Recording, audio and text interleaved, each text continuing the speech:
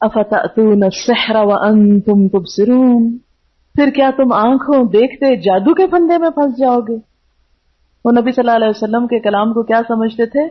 جادو، کہ جو کچھ آپ بتاتے ہیں اگر لوگ اس سے متاثر ہو جاتے ہیں تو یہ قرآن نہیں، یہ جادو ہے، ان کو ہپناٹائز کر لیتے ہیں آپ۔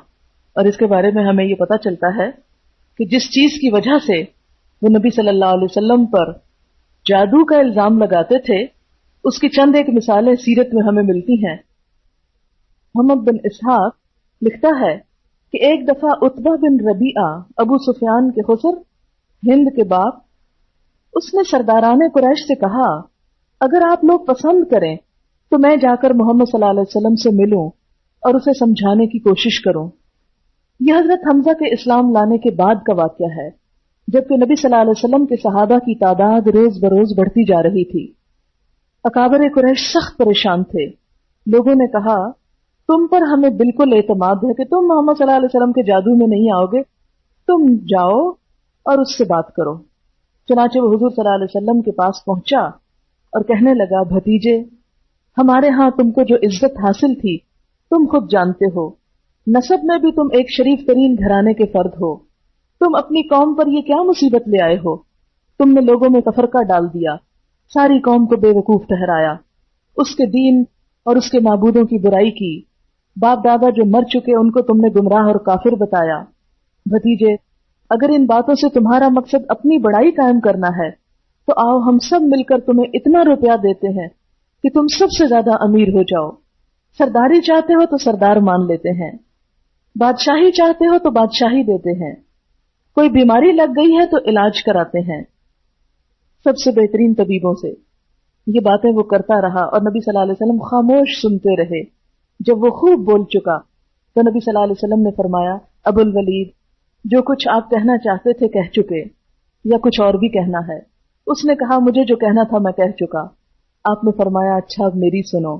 پھر آپ نے بسم اللہ الرحمن الرحیم، حامیم تنزیل من الرحمن الرحیم، سورۃ حامیم سجدہ کی آیات سنائیں۔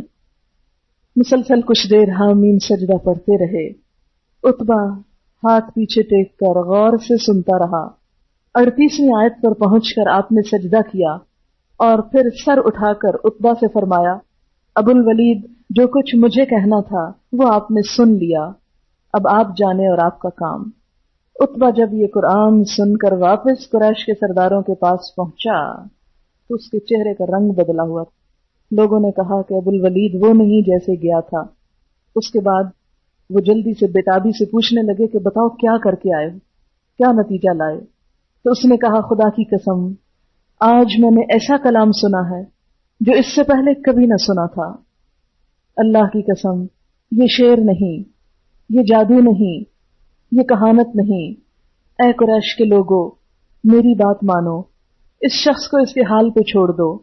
اس کی باتیں جو میں نے سنی ہیں وہ رنگ لا کر رہیں گی۔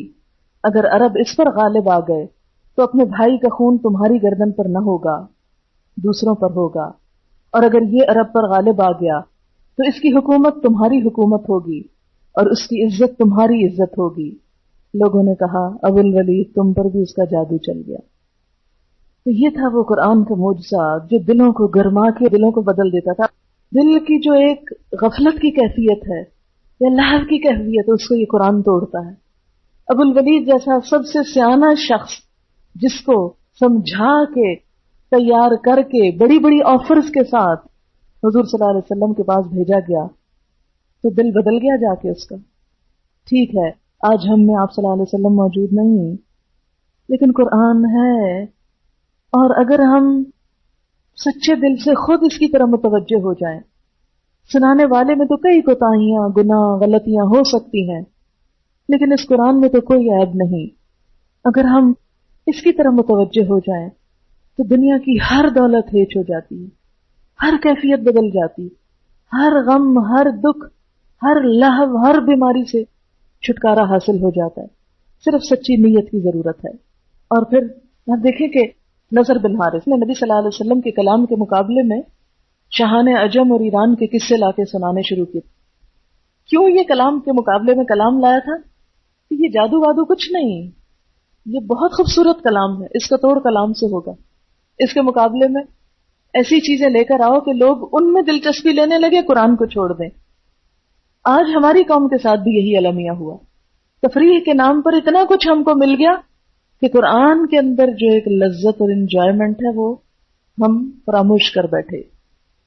اسی طرح ایک اور واقعہ بھی ملتا ہے کہ قبیلہ اراش کا ایک شخص کچھ اونٹ لے کر آیا. ابو جہل نے اس کے اونٹ خرید لیے اور جب اس نے قیمت طلب کی تو ٹال مٹول کرنے لگا. اراشی نے تنگ آ کر حرم کعبہ کے مجمع میں جا کے قریش کے لوگوں میں فریاد کی. دوسری طرف حرم کے گوشے میں نبی صلی اللہ علیہ وسلم تشریف فرما تھے. قریش کے سرداروں نے کہا ہم کچھ نہیں کر سکتے، ابو جہل سے تمہیں کچھ لے کے نہیں دے سکتے. تو اس پر نبی صلی اللہ علیہ وسلم جو دوسری طرف بیٹھے تھے لوگوں نے کہا جاؤ ان سے کہو وہ تمہارا پیسہ دلوائیں گے. وہ شخص بیچارہ نبی صلی اللہ علیہ وسلم کے پاس آیا.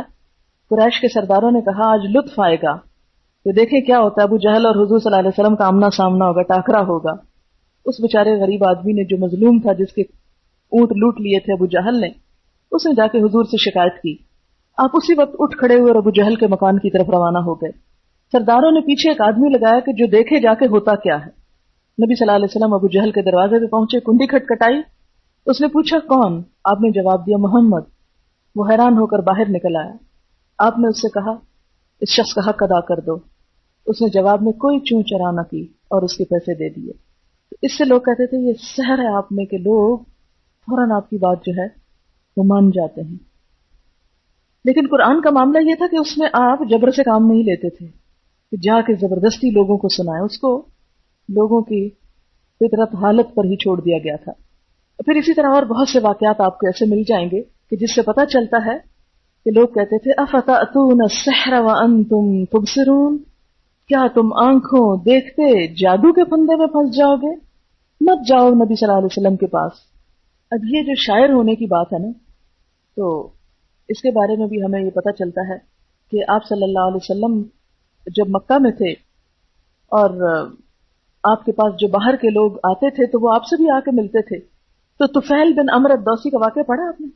اور آپ کو معلوم ہے کہ اس کو اہل مکہ نے کیا کہا تھا کہ یہ شخص شاعر ہے مت جانا. اور وہ کانوں میں انگلیاں دے کے طواف کرتے تھے کہ کہیں اس کا کلام میرے کان میں نہ پڑے. تو ایک دن خیال آیا کہ یہ بھلا کیا بات ہوئی، میں خود عقل مند ہوں، شاعر ہوں، اچھے برے کی تمیز رکھتا ہوں، سنو تو صحیح کہ یہ کہتے کیا ہیں. اور جب سنا تو گھائل ہو گئے، مسلمان ہو گئے. اور غزوہ خندق تک تقریباً 80 لوگ اپنے قبیلے کے مسلمان بھی کر چکے تھے.